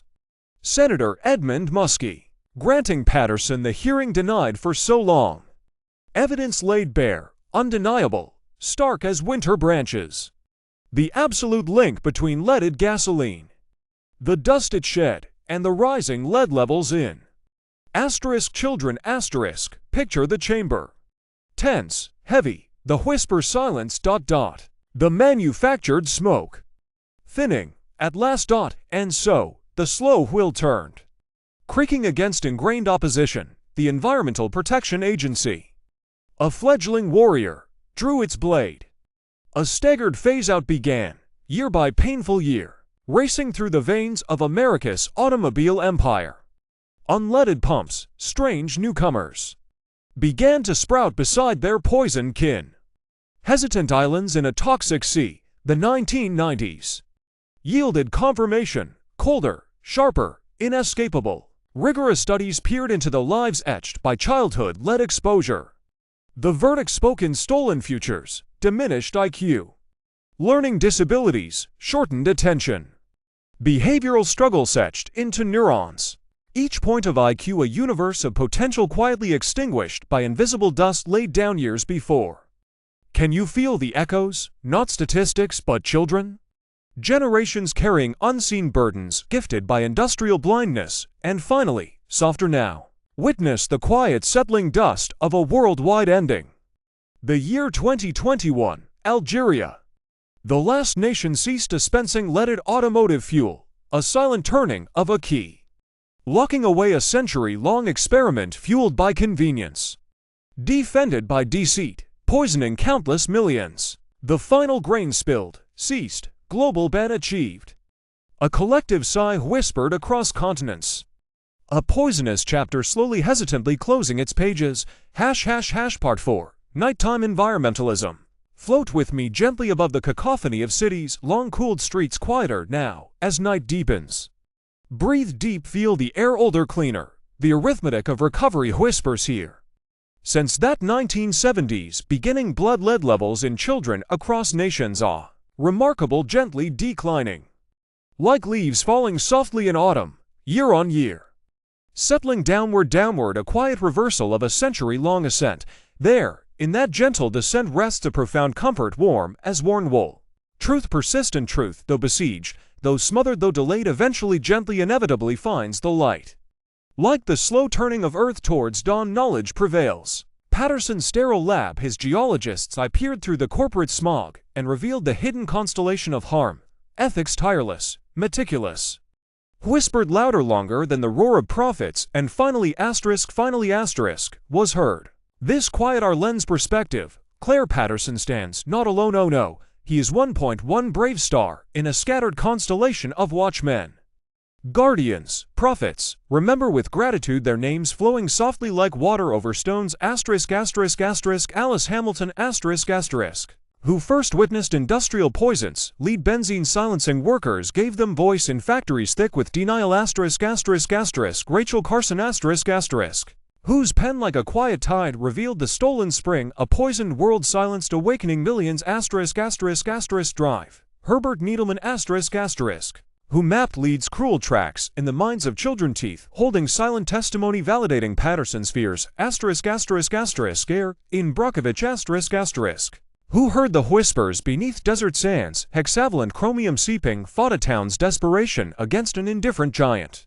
Marcia Angwin who scaled mountains of documents, finding poisoned Ford Pintos, placing human life above cheap calculations. Sherry Rowland and Mario Molina who sounded the alarm, the fragile sky cracking, CFC stealing our ozone shield despite fierce chemical cries. Each one lanterns lit against encroaching shadows, reminding us protecting requires watchfulness, courage, especially when powerful voices seek only silence. Lean back deeper into the pillows, safe warm. As toxics fade, nature remembers how to breathe. Children grow minds sharper, futures clearer, bones knit stronger, freer from ancient burdens, and tiny beings, spiders weaving dewdrop jewels. Birds greeting cool mornings, all drink water less sullied, live beneath clearer skies, each heartbeat stronger, each silent lungful sweeter than that suffered only decades past. That is the final silent song, the solace, the light of reason, the gentle stream flowing, carries toxins out, carries understanding, deeper ethics, deeper especially, when sung quietly, persistently, through the longest, darkest nights. Asterisk, asterisk, final pause. Silence settles deeply. Asterisk, asterisk, rest now knowing truth, breath perseveres, sleep, dear listener. Sleep, # Libor, the world's most important number, was fake, asterisk, asterisk, begin with a slow, soft sigh, the sound of turning an old, well-loved book page. Perhaps a gentle ticking clock in the background, asterisk, asterisk, dear listener. Settle deeper into the warmth of your rest, as the twilight gathers around us. Tonight, we journey not to distant nebulae or ancient forests, but to a realm both intricate and invisible, humming beneath the pulse of our modern world. Picture, if you will, the vast engine room of global finance. Deep within the heart of London, where stone giants of commerce kiss the perpetually damp sky. We find our story here, not amidst stars, but amidst digits and decimals. A story whispered on ticker tapes, carried on electronic winds, yet anchored in something profoundly fallible, human. Tonight, we ponder the curious tale of how the compass guiding trillions upon trillions of dollars turned out to be false, a lighthouse, shining brightly, but built upon shifting sands. Asterisk, asterisk, pause, allowing the image of rain-slicked London streets and towering banks to form, the faint sound of Big Ben chiming distantly, muffled, asterisk, asterisk, asterisk, asterisk, sky. The invisible handshake, asterisk, asterisk, think back, my friend, to the year 1986. A time of chunky mobile phones and burgeoning computer screens. In the bustling lanes around Threadneedle Street, the elders of finance gathered, not around a hearth, but around ledgers and agreements. They saw a need for a common language, a shared heartbeat for the ocean of money flowing between their great institutions. How much should bank charge Bank B to borrow its sovereign currency for a week, a month, or 3? It was the cost of trust distilled into a number, and so, with quiet resolve, like stonemasons laying the keystone of a bridge, they established the asterisk, asterisk, London Interbank offered rate, asterisk, asterisk, Libor. Not a single number, truly, but a family offered for different currencies and durations, the 1-week loan, the 3-month tide, the year-long promise, each morning. Like the ritual unfurling of sails at dawn, major banks, the respected stewards of money, would asterisk, asterisk, submit their numbers, asterisk, asterisk. Not necessarily what they asterisk paid, asterisk, mind you, but what they asterisk estimated, asterisk, it would cost them to borrow, right then, on the open market. What does trust cost, asterisk, us, asterisk, today? They pondered, asterisk, asterisk, slow the pace, paint the ritual, closing parenthesis, asterisk, asterisk, you see them, these diligent souls bathed in the cool, pre-dawn glow of their screens. They sip their tea, peer at screens flickering, with news from Tokyo just closed, and New York still slumbering. Consider the subtle tremors in the market's pulse. They type a few digits into a secure box. One by one, the guardians of finance send their whispered estimates into the ether. Like casting pebbles into a still pond, each submission creates ripples unseen, but felt. And then, the magic. The highest estimates and the lowest are gently stripped away. Like discarding the outer leaves of particularly fine cabbage, the remaining numbers are averaged. A simple arithmetic incantation. Out comes that day's Libor rate. Printed on financial wires, circulated like sacred texts. Asterisk, asterisk, ubiquitous, asterisk, asterisk. This number wasn't just observed. It was woven into the very fabric of global finance, forged into contracts. It became asterisk, asterisk, the foundation stone for $300 trillion, asterisk, asterisk, a sum so vast, it loses all meaning until you understand. It was the pulse regulating the cost of your neighbor's asterisk, asterisk, mortgage, asterisk, asterisk, the return your pension fund earned. The engine turning in the multi-layered world of complex asterisk, asterisk, derivatives, asterisk, asterisk, those intricate financial spells designed to hedge risk or chase fortune. Libor was the unspoken gravity holding entire constellations of commerce in delicate balance. It seeped into savings accounts, car loans, even the interest on overdue invoices. An invisible handshake, agreed upon daily, upon which the world leaned its weight. Asterisk, asterisk, let the enormity sink in with a gentle pause, the ticking clock perhaps momentarily louder, asterisk, asterisk, asterisk, asterisk, 2. The traitor chatter exposed **** now. Sleep often comes easier when we believe the structures around us stand true. That bridges are sound, constellations hold their course, and numbers ... Numbers tell an honest story, but, my dear listener, remember the nature of humanity. We are, each of us, capable of light, and shadow. Ambition is a powerful tide. And in the gleaming towers, on the floors humming not with patient calculation, but with rapid, high-stakes trading, a different energy stirred. Picture it, the frantic air of ***, the trading floor ***. Phones glued to ears, screens flashing green, flashing red. Young minds crackling with adrenaline, chasing profit measured in milliseconds and millions. To them, Libor wasn't mere foundational stone, it was a lever, a dial that could be nudged, ever so slightly, to tilt the scales of fortune. A decimal point here or there could mean the difference between a triumphant bonus and failure. ***, the tone shifts slightly, not accusatory, but bearing witness with a quiet sorrow. ***, then came the storm. Autumn, 2008. The world financial system teetered on a treacherous precipice. Banks eyed each other across the abyss, their trust fraying like ancient rope. Panic whispered through the halls. And amidst this chaos, as regulators scrambled to understand why the engine room seemed about to explode, a communication surfaced, perhaps an email left forgotten, perhaps a recorded phone call. ***, a whistleblower ***, their voice likely trembling even on the page, or perhaps speaking with the grim clarity of someone who had seen enough. From within the venerable walls of ***, Barclays ***, the message emerged. ***, we know that we're not posting honest rates. ***, pause. Let the gravity of those simple words land like stones dropped on a frozen lake. ***, not honest. Think of it, the keystone of global finance. Deliberately false, the truth, once whispered only in frantic calls and coded chats, began to spill into the light. ***, your cuppa is safe with me, mate, don't worry. A trader assuring a colleague at another bank had pushed the Libor submission favorably, perhaps over pints after work. ***, anything for you, big boy. Playful banter masking a promise to manipulate the rate for mutual gain. ***, precise instructions from traders. Next week is very important for us. We need a lower 3-month Libor. Because a lower rate meant their intricate gambles on ***, swaps positions ***, baits on the movement of those very rates would pay out.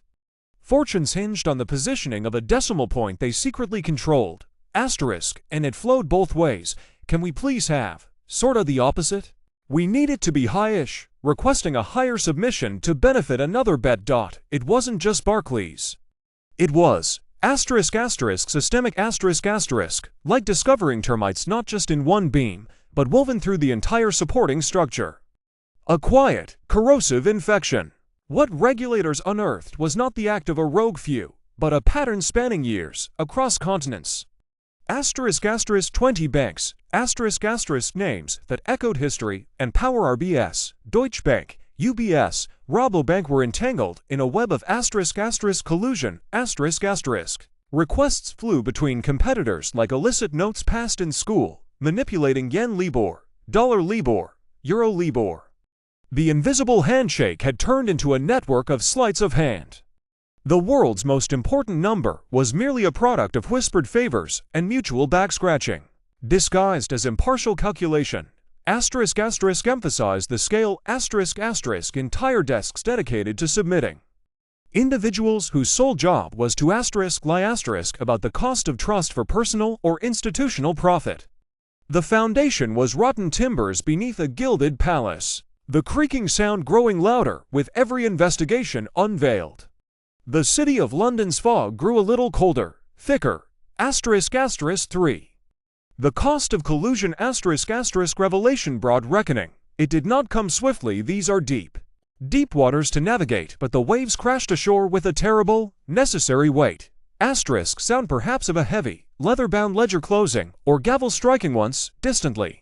The fines flowed like ink spilled on expensive parchment, billions upon billions of dollars. $9 billion levied against just a few of the perpetrators. UBS, Rabobank Barclays. A monetary penance demanded by authorities in London, Brussels, Washington. Fines so large, yet dwarfed by the $300 trillion that had rested on the lie. They echoed like dull bells tolling for lost integrity. Shareholders paid. Profits shrank. Reputations, built over lifetimes, crumbled into dust overnight, but justice sought more than just corporate coffers. The gaze turned to the individuals, the traitors, the great submitters, the men, and they were almost all men whose fingers danced on keyboards, choosing numbers not of truth, but of greed or, sometimes, fear of being the *1 on a submission looking foolishly out of place. Criminal convictions followed, sentences handed down. Careers ended in disgrace. The suited figures who had joked over manipulating the global economy found themselves in dim courtrooms, facing prison walls, stripped bare of their million-pound views. Suddenly, the abstract digits turned into a concrete reality, bars, the loss of liberty. A stark reminder that the invisible handshake held real-world consequences. A quieter shift, the sound perhaps of water gently lapping against a dock piling, and the system. After the shouting subsided, after the fines were paid and the conviction secured, came the reconstruction. Could the global economy stumble forward, leaning on the same rotting keystone? Of course not. The old way, the trusting ritual of gentlemen submitting honorable estimates, was revealed as fatally naive in our complex, interconnected, and relentlessly ambitious world. The bridge had to be rebuilt, reinforced, anchored in something less human, more verifiable. Thus began the long, arduous transition Out went the age of mere estimates, whispered into the digital void. In came regulated rate-setting mechanisms overseen with an eagle's gaze. New benchmarks rose, grounded tighter in observable transactions where they could be found. Governance thickened like ice on a winter lake. Committees, audits, surveillance. The Financial Conduct Authority took direct stewardship of the process. Transparency fought valiantly against shadow. The Libor name remains, yes, but its beating heart is a fundamentally different creature now, pumped mechanically by observed data, not the whispered whims of traders. Its foundations, one hopes, poured with concrete, not sand. IV. Financial lullaby deep, slow sigh. The narrator settling back as if looking up at a now stable, though darker, sky so. What comfort do we take from this, as the hour grows truly late and the mind softens toward slumber? Perhaps this: systems fail, humans err, shadows fall even in the gleaming towers. This is the nature of complexity, my friend. This is the nature of ambition left unchecked. We should not despair, for look beyond the scandal. See the strength and regulatory frameworks now woven through the financial tapestry. Like watchful herons stalking the riverbanks of capital, agencies patrol with sharper eyes. The lesson learned that vital foundations must be anchored in observable reality, not just trust, is etched deep into the leadbooks of governance. Guardians now understand, eternal vigilance is the price of a stable market. It is not perfect. It may never be. But the great engine hums more reliably today than it did before the rot was exposed. That is progress, hard-won and often costly, but necessary. It is the world self-correcting, albeit slowly, groaning through the gears towards a better balanced truth. The narrator becomes softer, melodic, repetitive, embodying the ASMR quality. Feel the rhythm. Submission after submission, transaction after transaction. Calculation after calculation, a vast, perpetual murmur. Numbers flowing, markets breathing. Regulators watching. Like the ceaseless turning of celestial gears. Predictable, measured, calm. Submission, transaction. Calculation, a soothing certainty. Numbers flowing, markets breathing. Regulators watching, a deep, technological hum. The sound of diligence, submission, transaction, calculation, watchful vigilance. This vigilance. It does not sleep while you drift beneath the quiet stars. Miles away, in brightly lit rooms. The new watchworks tick, the new numbers coalesce. Grounded deeper than before, analyzed, scrutinized. Submitted, calculated, regulators watching. Markets breathing, numbers flowing. A gentle hum, constant, reassuring ... they watch. So you may rest, the world turns. The markets breathe, your own breath softens. Deepens, guided by the rhythm. The rhythm of the watchworks, ticking, watching ... breathing, numbers flowing in truth's stronger current. A lullaby of regulated measure. Replacing broken trust ... Final whispers, very soft * rest now, the world continues. Guided, watched, the night passes. The markets breathe, deeply, calmly, rest.